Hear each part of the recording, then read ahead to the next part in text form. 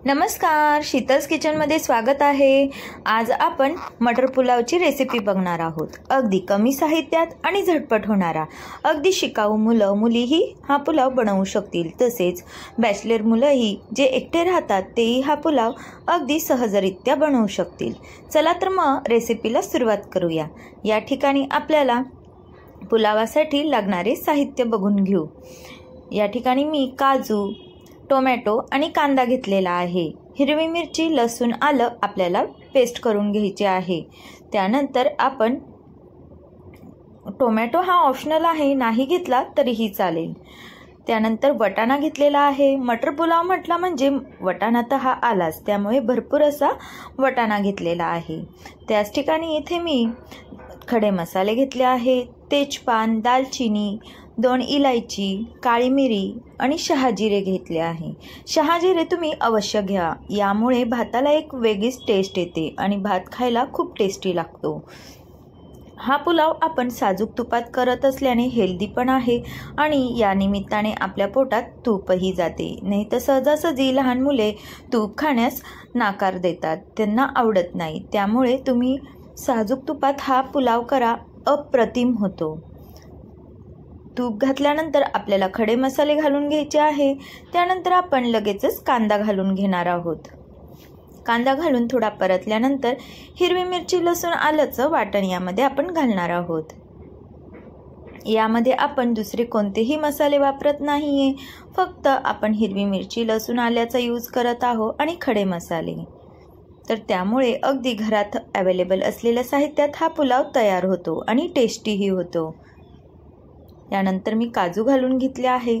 काजू तुम्ही आधी घातले तरीही चालेल, मी नंतर घातले आहे। त्यानंतर टोमॅटो घालून घेतला आहे।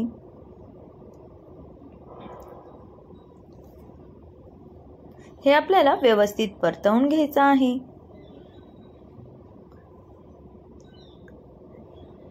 त्यानंतर मी यामध्ये एक बटाटा घालत आहे।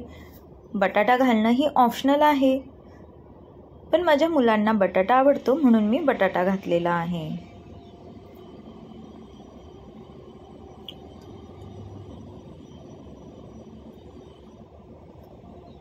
त्यानंतर आपल्याला भरपूर असा वटाणा घालून घ्यायचा आहे।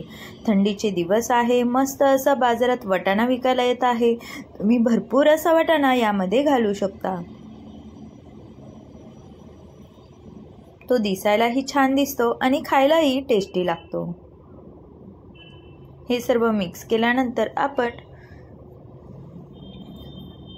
यामध्ये स्वच्छ धुवून तांदूळ घालणार आहोत। तांदूळ तुम्ही बासमतीही घेऊ शकता किंवा कोलम घेऊ शकता, तुम्हाला जो वाटेल तो तांदूळ तुम्ही या ठिकाणी यूज करू शकता।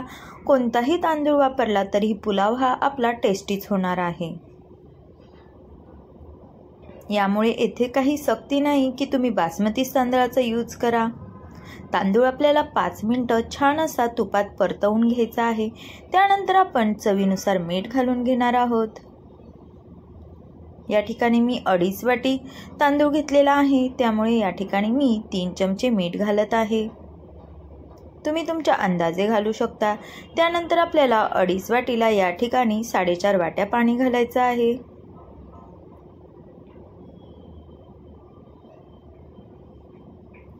तांदूळ आपल्याला व्यवस्थित मिक्स करून घ्यायचा आहे आणि कुकरला शिट्टी करण्यासाठी ठेवून द्यायचा आहे। आपल्याला फक्त 2च शिट्ट्या करायच्या आहेत, जास्त शिट्टी आपल्याला करायची नाही।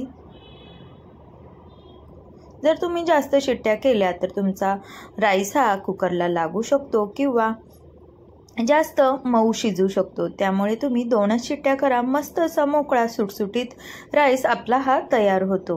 सुगंध तर असा सुटलेला आहे, लगेचच सर्व पळत येतील खायला। आहे ना अगदी झटपट होणारा आणि खायलाही टेस्टी लागेल, ही माझी गॅरंटी आहे। तुम्ही अशा पद्धतीने व्हेज पुलाव नक्की करून बघा। आपला मटर पुलाव हा तयार झालेला आहे। अगदी कमी साहित्यात, कमी वेळेत आणि झटपट होतो। तर ज्यांना स्वयंपाक करणे अवघड वाटते तेही हा पुलाव सहजरित्या बनवू शकतील। तर कशी वाटली रेसिपी कमेंट्स करून नक्की सांगा। रेसिपी बघितल्याबद्दल धन्यवाद। परत भेटू एका नवीन रेसिपी सोबत।